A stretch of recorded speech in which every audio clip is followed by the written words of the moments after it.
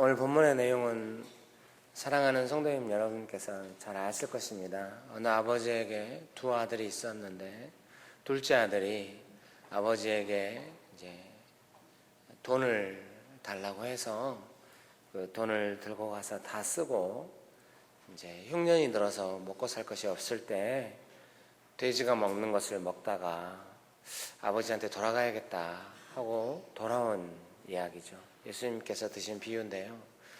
유명한 비유죠. 탕자의 비유라고. 들어보셨죠? 예, 들어봐야 됩니다. 당황스럽습니다, 여러분. 들어보셨죠? 탕자의 비유라고 아주 유명한 비유고요.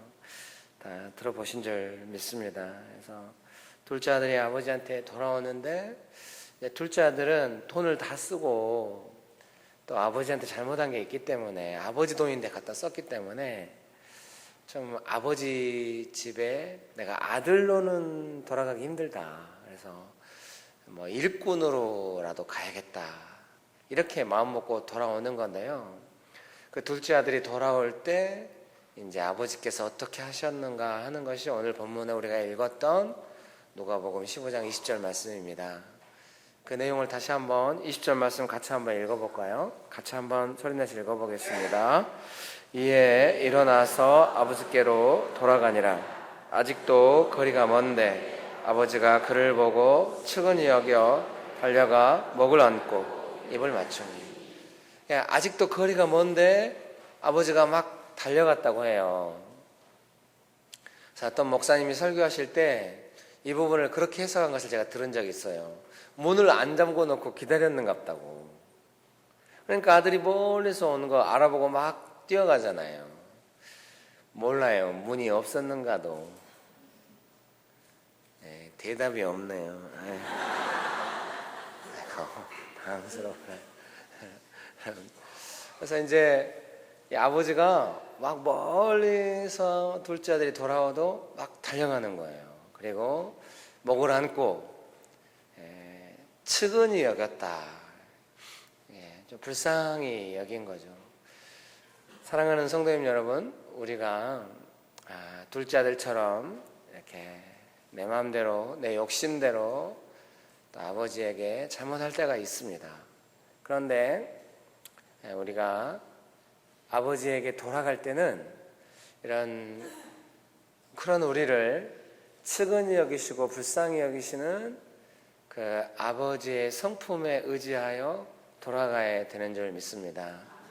둘째 아들이 돼지가 먹는 거 먹다가 이건 아니라고 생각했나 봐요. 그래서 돌아가자 이렇게 생각을 했는데 그거 정말 잘한 겁니다. 많이 안 돌아오거든요. 왜 안 돌아오겠어요? 아버지가 안 받아줄 거라고 생각하거나 내가 한 짓이 있는데 어떻게 돌아가냐 이렇게 생각하거든요. 그러니까 내가 한 짓이 있으니까 못 간다고 하거나 아버지가 나를 안 받아줄 거라고 하거나 이런 건 다 안 됩니다. 그런 것 때문에 우리가 돌아가고 안 돌아가고를 결정해서는 안 되고요. 아버지 하나님께서 측은히 여기시고 불쌍히 여겨주시기 때문에 그 하나님의 성품을 기억해서 돌아가는 것이죠. 성경에도 하나님이 사람을 아시는데 그 사람의 잘못한 것을 따지시면은 아무도 하나님 앞에 설 수 없다는 거예요. 하나님께서 우리를 받아주시고 불쌍히 여겨주시기 때문에 하나님 아버지 앞에 갈 수가 있는 것이죠. 우리가 언제든지 아버지께 하나님께 돌아갈 수 있는 것은 하나님께서 우리를 측은히 여겨주시고 불쌍히 여겨주시기 때문이다. 이렇게 생각하고 항상 그 하나님 아버지의 그 측은히 여겨주심에 의지해서 돌아가야 합니다. 그렇게 되시기를 주의 이름으로 축복합니다. 그래서 내가 뭔가 아차 싶고 잘못했는가 싶을 때 나는 잘못한 것이 없다고 생각하거나 일부러 생각하거나 내가 잘못해서 어떻게 할까 하거나 뭐 하나님께서 혼내시겠네 이렇게 생각이 먼저 들어오면은 약간 아직도 좀 하나님 아버지를 정확하게 이렇게 신뢰하고 알고 있다 하고 보기에는 좀 더 많은 은혜가 필요한 상황이라고 하겠죠. 내가 뭔가 실수했어도 아버지께서 받아주실 거다. 얼른 있는 그대로 돌아가야겠다. 이렇게 생각하는 것이 믿음이 좋은 상태라고 할 수가 있죠. 근다고 해서 막 뻔뻔스럽게 잘못했는데요. 그럼 어떻게 되는 거예요? 이러면 안 돼요. 좀 가난한 마음이 그래서 필요해요. 다윗 들어보셨죠? 안 들어봤네. 상곡동은 다윗을 몰라. 그 다윗 왕 들어보셨죠?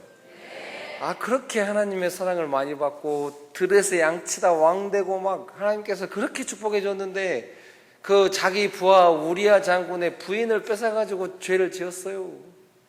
참 좋은 시대에 태어났어요. 요새 그런 일 저질러 버렸으면 살 수가 없어요. 딴 데로 가야 돼. 근데 그때는 이제 자식들이 반란 일으킨 게 영 아버지답지 않으니까 그랬겠죠 뭐. 너무 인생이 고생스럽긴 했는데 그 다윗이 그런 죄를 짓고 나서 지은 시편이 시편 51편인데요. 그 시편 51편 중반부에부터 이제 다윗이 뭐라고 시편을 통해서 고백을 하냐면, 하나님 저를 쫓아내지 마십시오.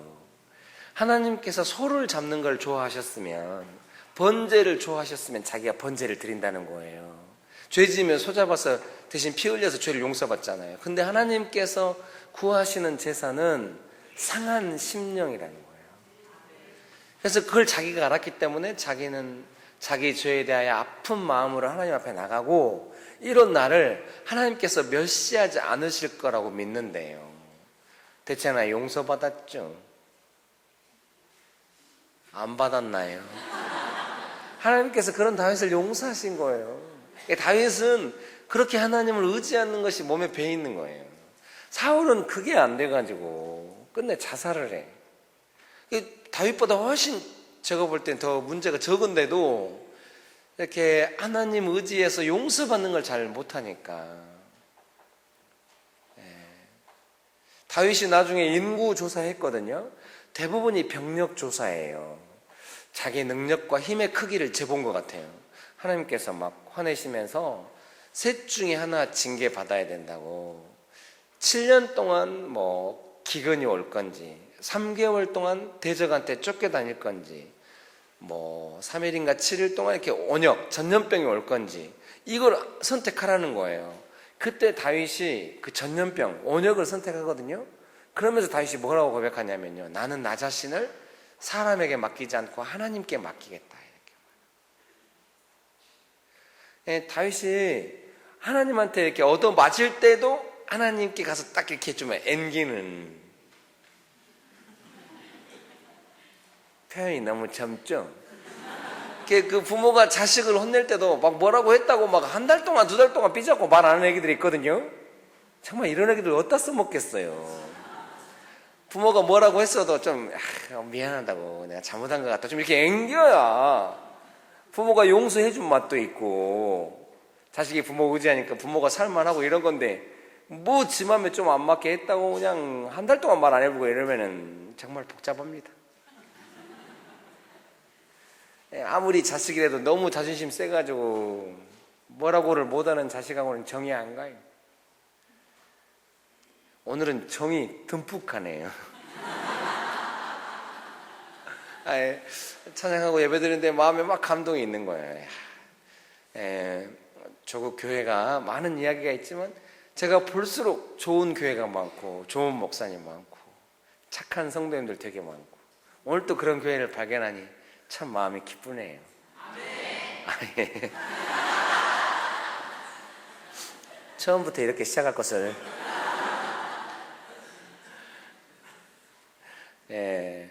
그 다윗이 자기 아들 압살롬이 반란 일으켜가지고 도망가잖아요. 도망가요. 그 도망갈 때 그 사울의 후손이 나와가지고 막 다윗을 저주를 하거든요. 그때 근데 다윗 옆에 있던 그 장군들이 죽여본다고 막. 그 사람들이 뭐 전라도 사람들은 아닌데. 말씀은 전하는 사람이 그러다 보니 죄송합니다. 그래서 죽여본다고 막 이러니까 이제 다윗이 말하죠. 놔둬라. 저 사람이 나한테 저렇게 함부로 하기 때문에 혹시 하나님께서 이것을 보시고 나를 불쌍히 여겨줄지 모른다. 아우, 다윗은 얼마나 머리가 빨리빨리 돌아가는지 몰라. 우리 같으면 저주하는 사람 당장 죽여버리죠. 너 이리 와봐. 내가 도망가도 너 같은 것한테 당할 것 같아. 이리 와. 얼마나 화풀이 하겠어요. 다윗은 딱 아는 거 너무너무 기분 나쁘죠. 지금 왕 체면도 말이 아니고 지금 자식 때문에 도망간 것도 말이 아닌데 그때 나와서 저주를 하니까 너무너무 어려운데 그때 딱 깨닫는 거야. 아, 하나님이 이 상황을 보시고 나를 불쌍히 여겨 주실지 모르겠다. 그렇게 생각이 금방 들어가야 된대. 그러니까 이제 다윗은 하나님 아버지를 의지하고 용서받고 용납받고 또 은혜받고 이런 것이 늘 있으니까 자기 삶에 어떤 일이 일어날 때 이것을 하나님 아버지께서 어떻게 보시고 어떻게 생각하시겠다는 것이 짐작이 금방 되나 봐요. 그래서 죄 지을 때도 살아남고 자식이 반란 일으켜서 도망갈 때도 끝내 살아남고 하나님께서 끝내는 다윗을 불쌍히 여기시는 거예요. 좀 자녀로서 부모에게 그런 은혜를 받는 게 좋은 것 같아요. 우리 하나님 아버지께서 우리에게 불쌍히 여기시고 은혜를 베풀어 주시기 원하십니다. 그래서 우리가 그 은혜를 받아야 됩니다. 옆에 분 보면서 한마디씩 합시다. 은혜를 받읍시다.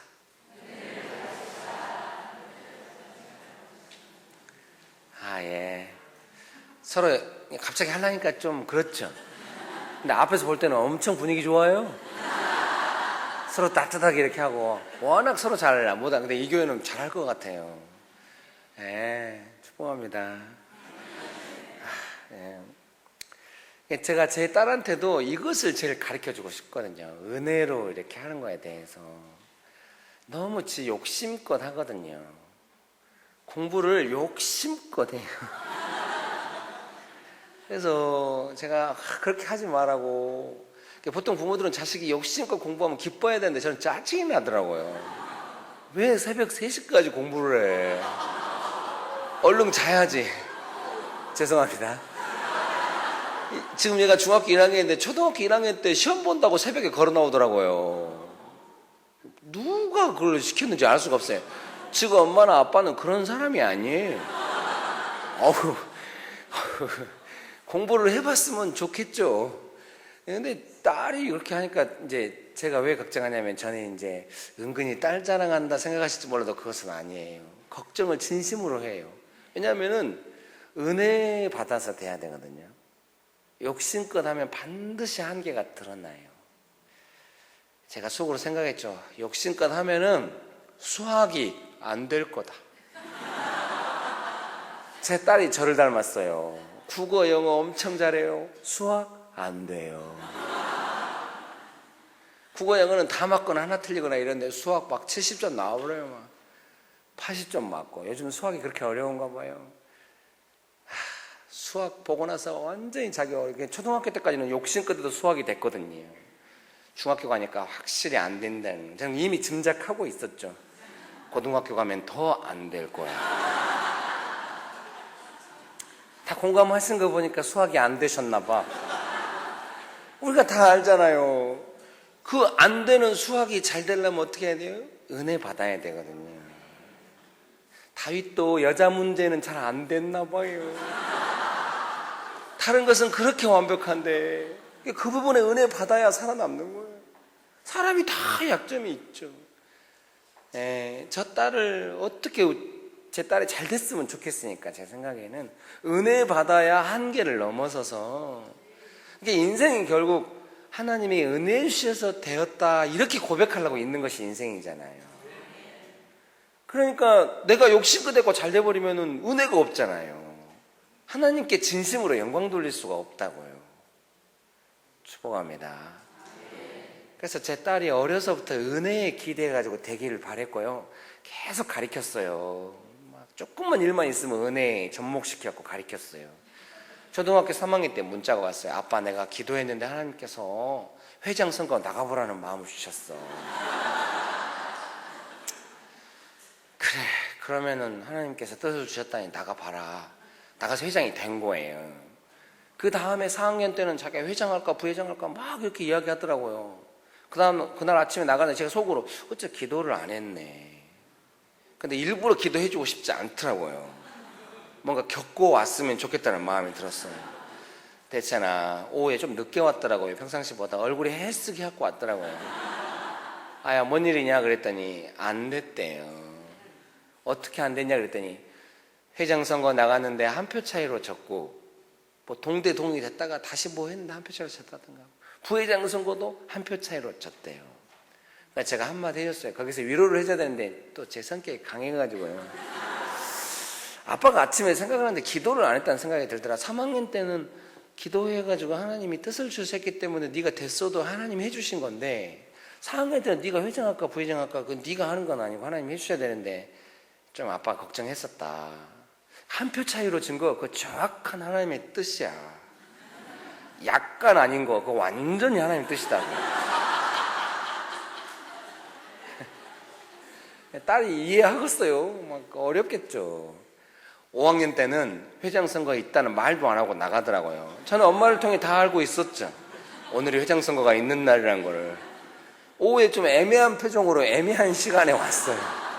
아유 어떻게 됐냐 했더니 회장 선거 나갔는데 또 한 표 차이로 졌대요. 그러니까 이제 막 상처가 도지니까 막 부회장 선거 안 나가려고 했는데 친구들이 하도 나가라고 해서 나갔더니 압도적인 표차로 부회장이 된 겁니다. 제가 말했죠. 너 회장 선거 떨어지고 나서 기도했냐?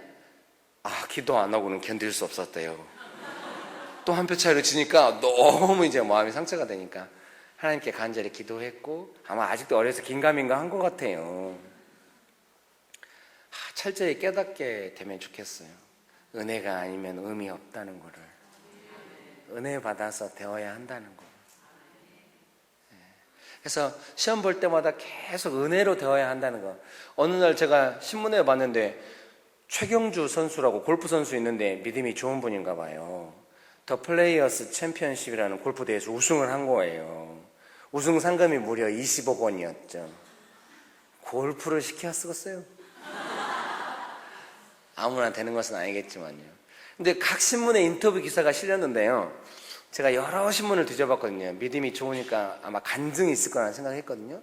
매일경제신문에 정확하게 간증이 딱 실려요. 그 크리스찬 기자인가 봐요. 그 기자도 자기가 우승을 결정짓는 마지막 그 홀에서 도저히 떨려가지고 어떻게 할 수가 없었는데 간절히 기도했는데 갑자기 공에서부터 그 홀컵까지 길이 나버렸대요. 그래서 아무리 떨려도 그 길에다 공을 넣을 수는 있대요. 자기가 그 길에다 공 넣어가지고 우승해버렸대요. 아무한테도 안 보여. 자기한테만 보이겠죠. 그 길이 나버렸대요. 그래서 그 길 나버려가지고 우승했다는 부분에 형광펜을 칠했어요. 애들 방 앞에다 붙여놨죠. 우승하려면 길이 나야 된다.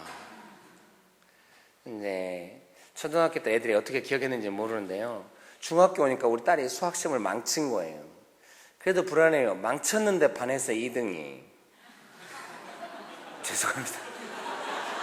결국은 딸 자랑인데요. 죄송하게 생각합니다. 그래서 더 걱정돼요. 이것이 언제까지 지 능력으로 할 것인가. 완전히 한 30등 해버려야 정신을 바짝 차리고 의지할 텐데 아닙니다. 30등이면 이제 꼴등인데요. 죄송합니다. 이것이 언제 정신 차릴까 이런 마음이 좀 드는 거예요. 수학을 여전히 못했죠. 깊은 좌절이. 저도 부모로서는 나는 수학을 못해 이렇게 될까 봐 또 무섭잖아요. 그래서 막 기도했죠. 그래서 그 최경주 씨 자서전을 읽은 거예요. 거기에 보니까 길이 나가지고 우승했다는 장면이 한 4개 나오더라고요. 매번 길이 나지는 않았나 봐요. 다 은혜가 있는 때가 있는 거죠. 여러 번 우승했는데 이제 4번 정도 이렇게 나오더라고요. 근데 이제 거기에 자기가 공을 칠 때마다 공이 자기가 원하는 방향으로 안 나간대요. 그때마다 자기는 뭘 배우냐? 그 상황을 극복하는 법을 배운대요. 그 부분에 밑줄 그어가지고 제가 아내한테 말했어요. 여보, 이거를 내가 다시 책을 보면서 말하면 딸이 또 설교로 알아먹을 수가 있어. 당신이 쪽지에다 써.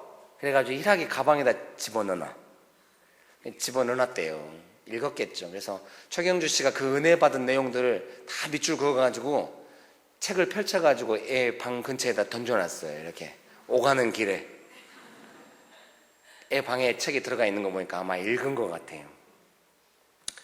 완도에서 배 타고 미역 따고 일했던 사람인데 갑자기 자기 때 골프부가 생겼대요. 자기는 골프가 뭔지도 모르고 그 골프장이 닭장인 줄 알았대. 처음에는 중학교 때 역도를 해가지고 역도를 하려고 했는데 역도를 못 해가지고 지 후배가 자기보다 역도를 더 잘했대요. 그래서 이제 역도 보는데 선생님이 골프부로 가라고 했대요.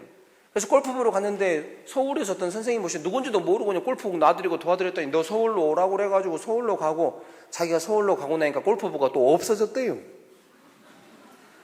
그래서 자기를 위해서 하나님께서 잠깐 그런 걸 허락하신 것 같다고. 자기가 미역다고 배 타야 되는데 은혜로 돼버렸죠. 다윗도 은혜로 왕이 되듯이 우리가 다 은혜로 여기까지 왔잖아요. 누가 잘나가지고 능력 많아가지고 하나님 앞에서 무엇이 되겠습니까? 오직 하나님의 은혜와 그 능력 안에서 도움을 많이 받아서 여기까지 오는 거죠. 그것이 진실한 삶이고, 그래야 하나님께 영광 돌릴 수가 있습니다.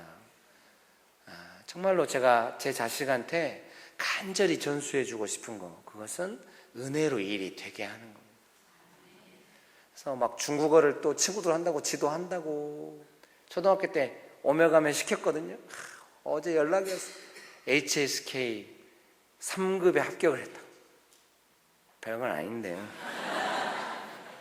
제가 첫 번째 물어본 게 뭐냐면, 하나님께 감사했냐? 하나님 도와주신 거 감사했어? 감사했대요. 예. 죄송합니다. 잘 길러야 할 텐데요.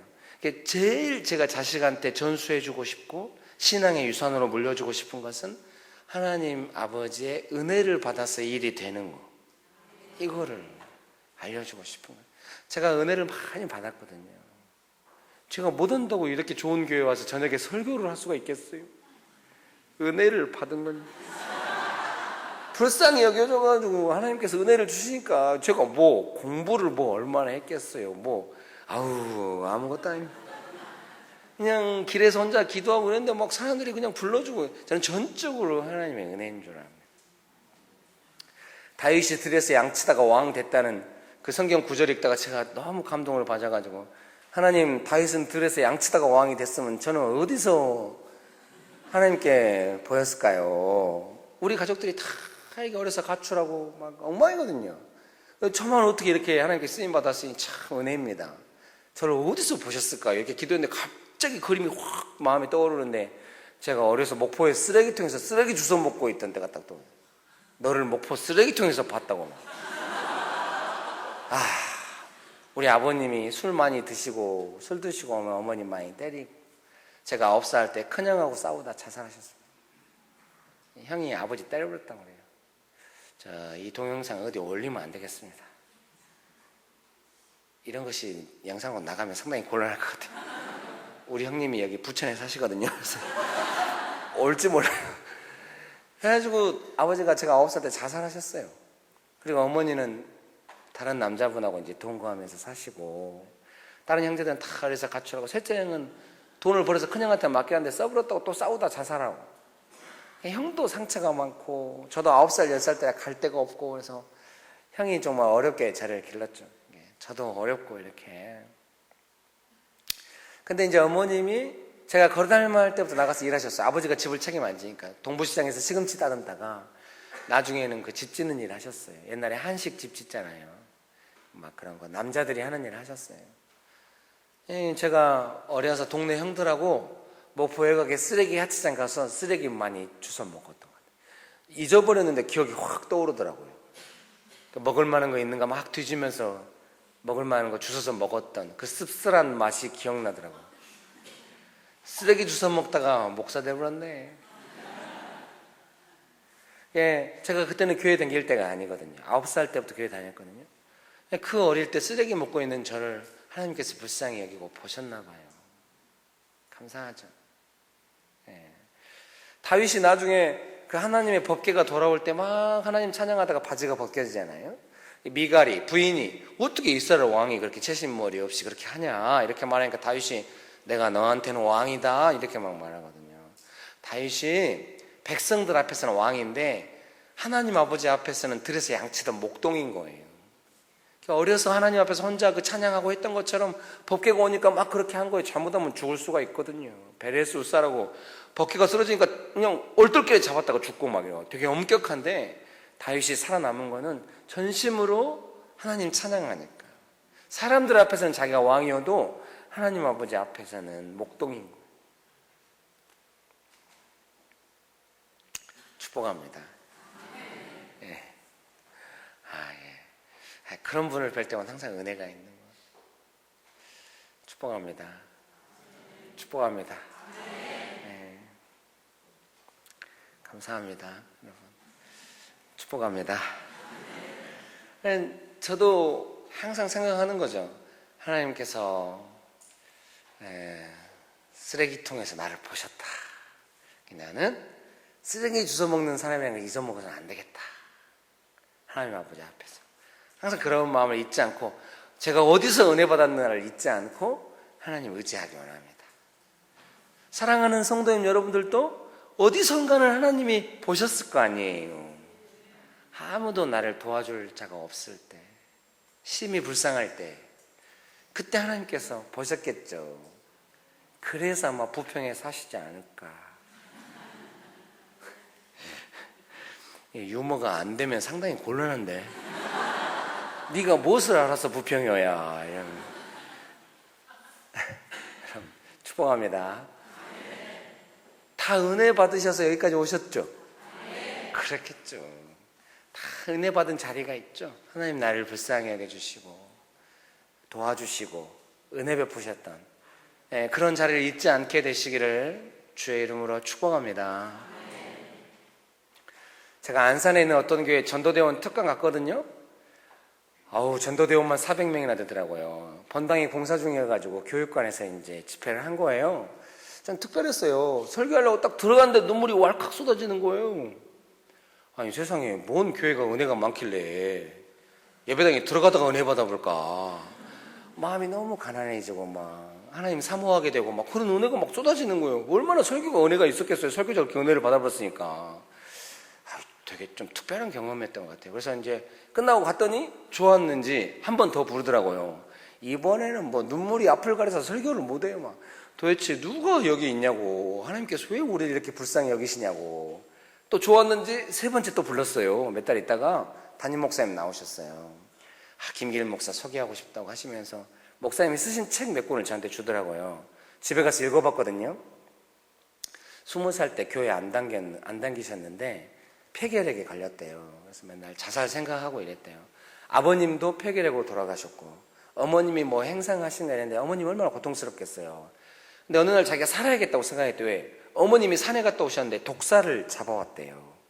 고와서 먹이면은 자식 폐결핵이 좋을까? 옛날에는 많이 그러잖아요. 약이 없으니까. 그 독사가 좀 운이 없었죠. 한국 엄마한테 걸려버렸죠. 아픈 자식을 둔 한국 엄마. 독사가 아니라 뭐든지 죽여버릴 겁니다. 독사 제대로 걸려버렸죠. 그래서 엄마가 땅꾼도 아니신데 목숨 걸고 독사 잡아버렸죠.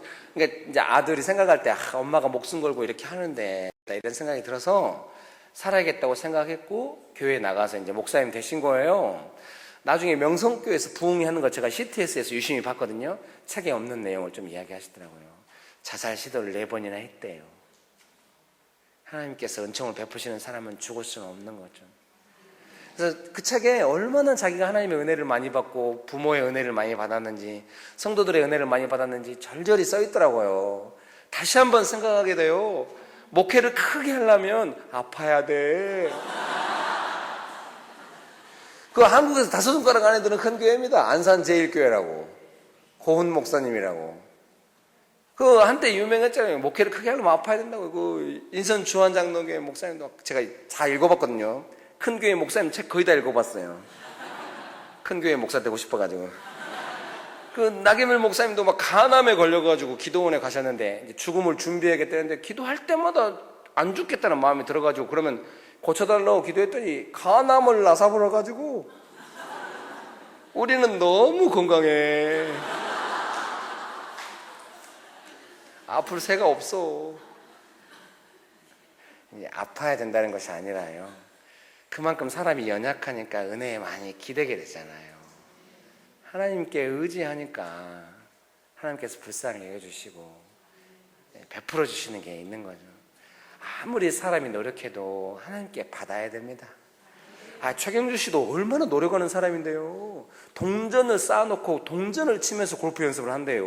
그 동전이 얼마나 얇은데 그 두꺼운 채로 동전을 하나씩 친대요. 어마어마한 경지에 이른 사람이죠. 그래도 은혜 받아야 우승합니다. 노력 중요하고 능력 중요하지만 먼저 은혜 받고 은혜 안에서 노력하는 게 좋습니다. 제가 많이 깨달았어요. 고등학교 때 공부를 되게 못했거든요. 성적이 양호했죠. 양으로 깔았어요. 양으로.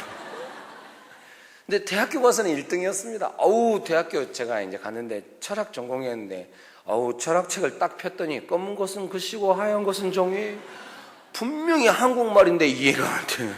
깜짝 놀랐습니다. 죽은 칸트가 살아있는 저를 죽여버리려고 그래요. 도무지 이해할 수가 없어요. 그래서 성경 읽으면서 기도 많이 했습니다. 눈물도 흘리고 막 벼랑박이나 머리박 찍고 이렇게 어떻게 공부를 할까?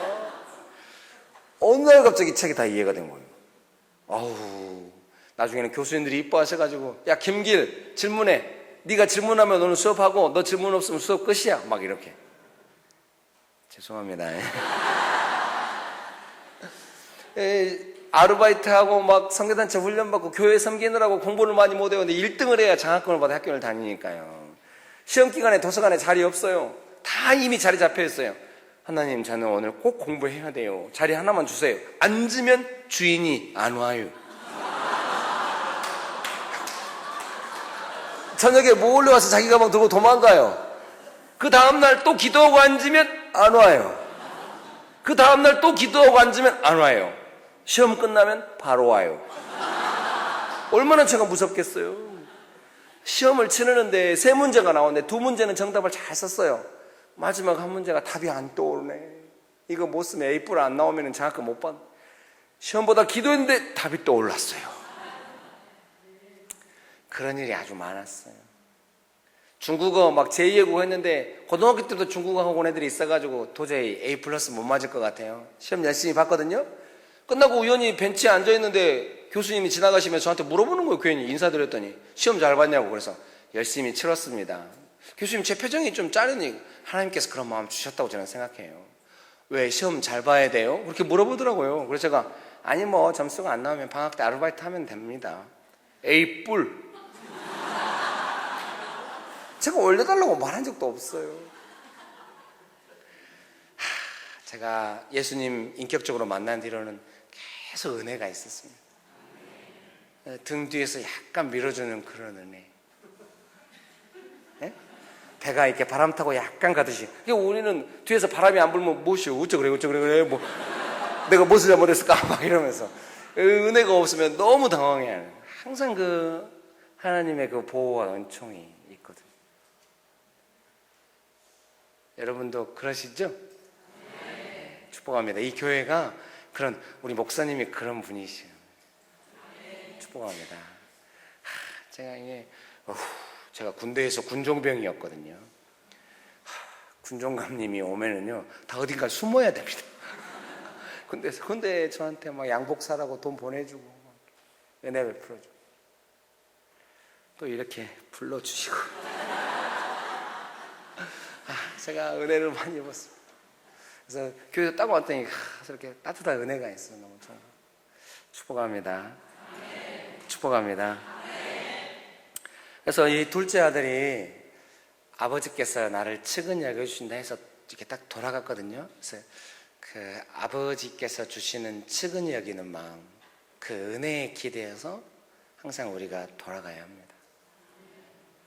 아버지 하나님의 그 따뜻한 성품, 측은히 여겨주시는 마음, 자녀된 우리에게 은혜 베푸시겠다는 그런 마음, 거기에 의지해서 여러분 항상 하나님 앞에 나아가게 되시기를 주의 이름으로 축복합니다. 예, 그 옆에 분들한테 한마디씩 할까요? 은혜가 최고입니다. 한 번 더 하겠습니다. 은혜로 삽시다. 예. 아따, 여기 약간 분위기가 좀 그러네요. 딴 교회 가서 은혜로 삽시다 그러면 조용히 은혜로 삽시다 서너 번 하는데 여기는 크게 은혜로 삽시다 한번 딱 하고 아니 저 서너 번씩 합시다. 앞뒤로 자, 한 번 더 하겠습니다. 은혜에 기대합시다.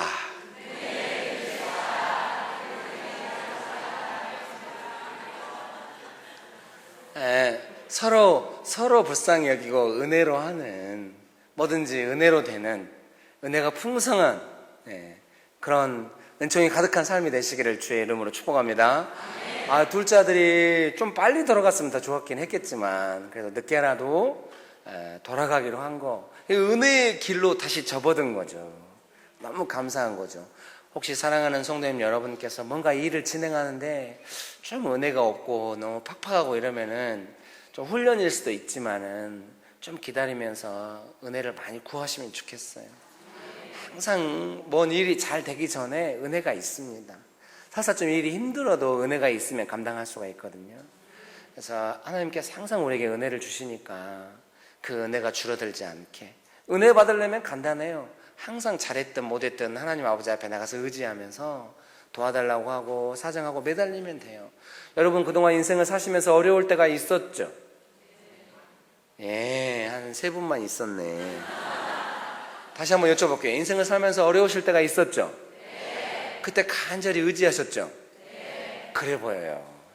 제가 이 교회가 되게 좋은 교회라는 느낌이 드는 게 어려울 때 강팍하게 안 나가고 의지했나 봐요.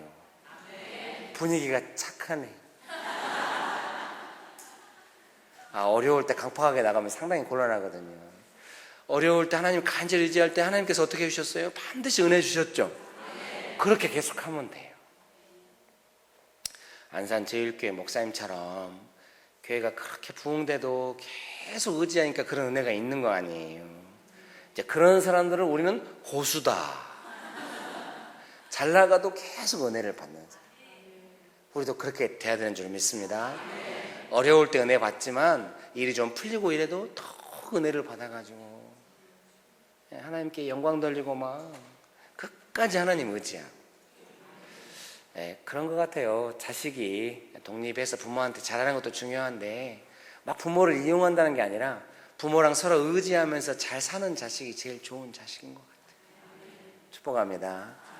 부모가 이렇게 따뜻한 말해주면 또 받고 부모도 섬기고 이러면서 서로 의지하면서 사는 그런 은혜가 있으시기를 주의 이름으로 축복합니다. 하나님 섬기고 하나님씩 은혜 받고, 그래서 늘 내가 부모님 때문에 이렇게 됐다고 그렇게 말하는 자녀처럼 하나님 제게 은혜 주셔서 제가 이렇게 됐다고, 그래야 하나님께서 우리 하나님이 되시거든요. 믿습니까? 하나님이 왜 우리 하나님 되셨겠어요? 은혜 받은 우리가 그 은혜를 간증할 때 우리 하나님 되신 거예요. 하나님 내게 어떻게 행하셨나. 그래서 항상 하나님은 은혜 받은 우리하고 떨어질 수가 없는 거죠. 은혜 받은 김길의 하나님이시고 은혜 받은 다윗의 하나님이시고 은혜 받은 성도인들의 하나님이신 거예요. 믿습니까? 믿습니까? 끝까지 그 은혜에 기대어 나아가는 여러분 되시기를 축복합니다. 그래서 이제 막 아버지가 둘째 아들 돌아오니까 이제 막 잔치 벌이고 막 난리 났죠. 송아지 고기. 고기 중에 맛있는 송아지 고기. 막 굽고 막 고기 냄새 나고 이제 막 음악 나오고 막 이제 막 왁자지껄 떠들고 막 분위기 완전 좋았죠. 막 최고 좋은 옷을 입혔대요. 신분을 회복시켜 준 거죠. 근데 그 집에 또 큰아들이 한 명이 있었거든요. 큰아들이 일하고 오다가 그것을 본 거예요. 느낌 알겠죠? 예? 지금 이것이 뭔 느낌인지 아시겠죠? 딱 보기만 해도 기분 나빠버리죠. 나는 일하고 왔어요. 그 몇 년 동안 둘째 아들 나간 뒤로 분위기 계속 안 좋았거든요. 아버지 침울해 하시고 자기는 그 돈 갖다 해먹은 동생 생각할 때마다 울분이 나고 자기는 일하는데 딱 왔는데 송아지 고기 냄새 나지, 왁자지껄 하지. 딱 직감적으로 알죠. 둘째 돌아왔구나. 그리고 둘째가 돌아왔든 말든 이 송아지 고기 냄새가 싫어버려. 누가 잔치 벌이래, 나 일하고 왔는데. 이런 마음이 들 수 있거든요.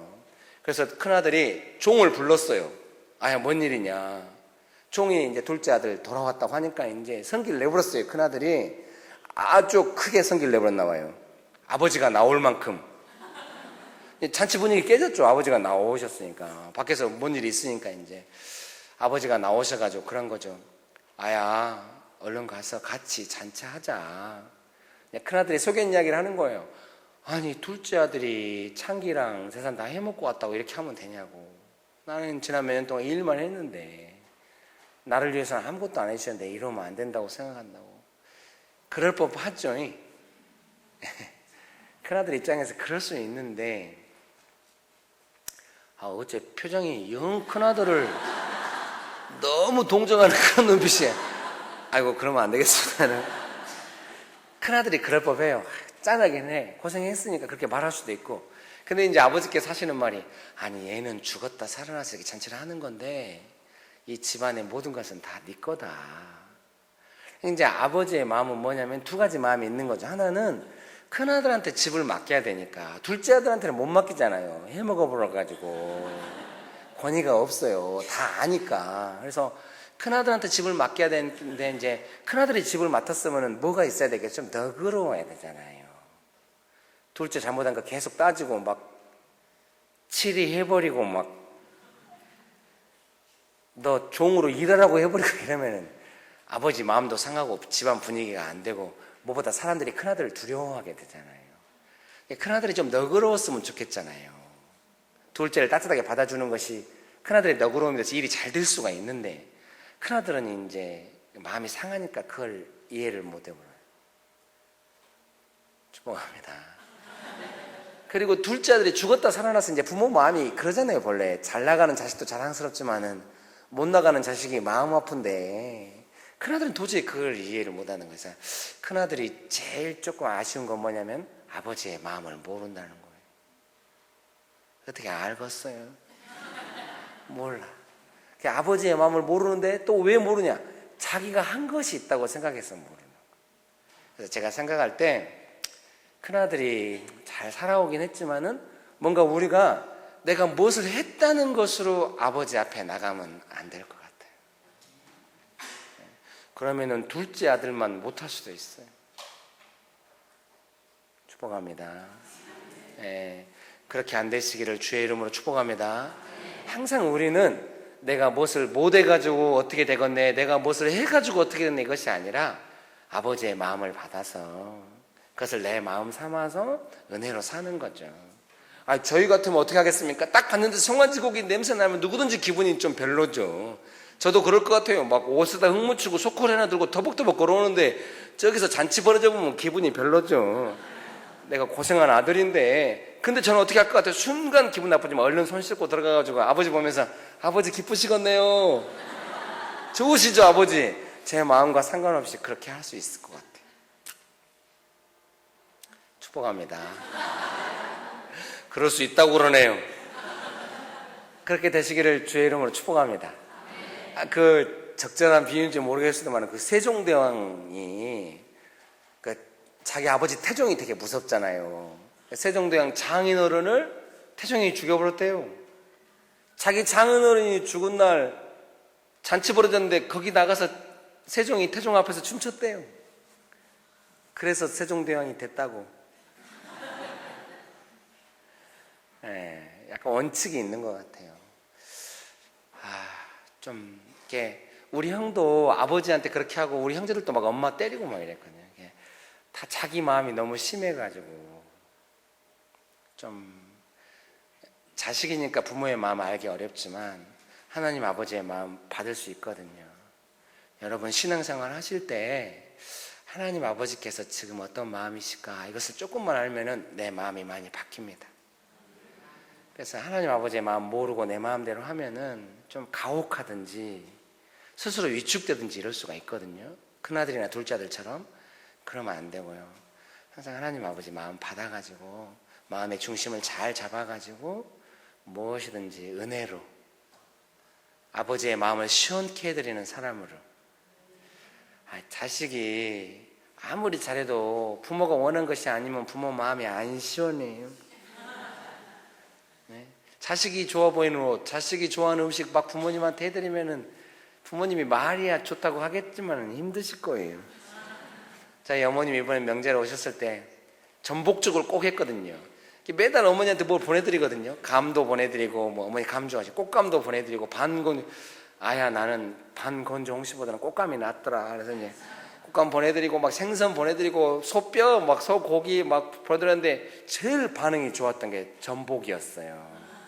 어머니 전복 보냈어요 했더니 바로 연락 오더라고요. 전복이 언제 오냐? 한 번도 그러신 적 없는데. 그래서 전복을 자주 보내야 쓰겠다.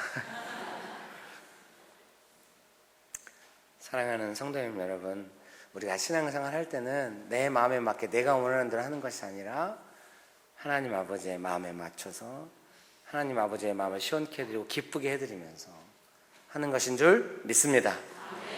그를 은혜가 평생에 가득하시기를 주의 이름으로 축복합니다. 기도하시겠습니다. 이 시간에 같이 잠깐 기도하겠습니다. 같이 기도하실 때 이렇게 기도하겠습니다. 혹시 아까 제가 설교할 때 잠깐 나눠드렸던 것처럼 어디서 하나님께서 나를 보셨나, 그 은혜 받은 자리가 있으실 것 같아요. 오늘 그 마음이 조금 회복되면 좋겠어요. 제가 그 자리에서 하나님께 은혜 받아서 여기까지 온 줄 믿습니다. 하나님, 제가 그 평생 은혜 받은 것을 잊지 않고 은혜에 기대어 나아가겠습니다 하면서 같이 기도합시다. 좋으신 아버지 하나님, 우리의 삶에 은혜를 풀어주시고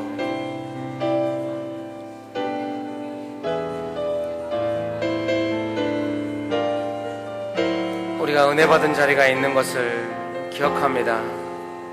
좋으신 아버지 하나님, 어디서 하나님께서 저희를 불쌍히 여기시고 보셨는지 저희가 잊지 않게 하여 주시옵시고, 그 베풀어 주신 은혜, 그 받은 은혜 생각하고 그 은혜의 자리에서 평생 은혜를 기억하면서 은혜로 아버지 하나님 앞에 나아갈 수 있도록 주여 저희를 겸손케 하여 주시고 마음을 가난하게 하여 주시고 우리의 지난 날을 볼 수 있게 하여 주옵시고 은혜 받은 것을 다시 한번 기억하게 하여 주시고 그 은혜가 회복되게 하여 주시옵시고, 아버지 하나님 베풀어 주시는 은혜에 기대어 나아가게 하여 주시옵소서. 주님, 나의 마음이 아버지의 마음으로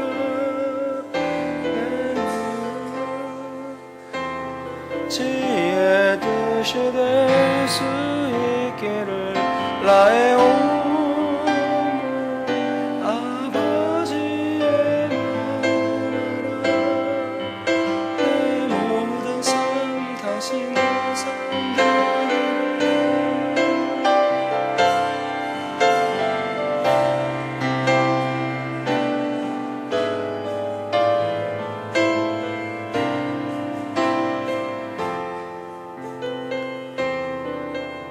좋으신 아버지 하나님, 귀한 교회에 착한 성도님들을 축복하셔서 은혜 베풀어 주시고 여기까지 이끌어 오시고 인도하여 주심을 인하여 감사드립니다. 우리가 다시 한번 기억할 때 받은 은혜 크고 또 아무도 우리를 도울 자가 없을 때 오직 하나님 아버지께서만 저희를 불쌍히 여기시고 은총을 베푸시고 저희를 보아주셨다는 것을 기억합니다. 은혜 받은 자리에서 저희가 다시 한번 주의 얼굴 구하고 은혜에 기대어 살기 원합니다. 풍성하신 은혜를 회복시켜 주시고 남은 삶을 은혜 가운데서 은혜로 살게 하여 주시옵소서. 키원 교회를 축복하여 주셔서 감사합니다.